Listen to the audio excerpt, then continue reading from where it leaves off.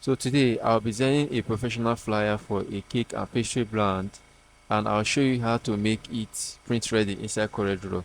So let's design a clean and attractive bakery flyer step by step. First of all, we create our new document. As you can see on the screen, click on RGB because I'm working with RGB, but even if I'm printing, I can convert it to CMYK after I'm done with the design.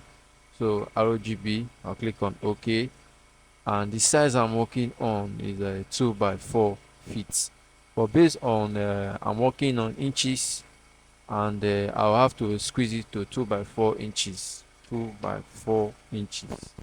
So even if I want to print it out on the banner, I can increase it to 2 by 4.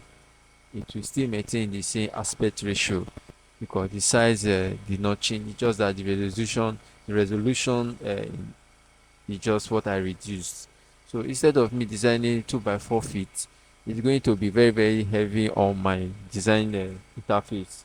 So I have to reduce it to 2 by 4 so that the size can be reduced. So first of all, the client already sent me pictures which I'm going to use.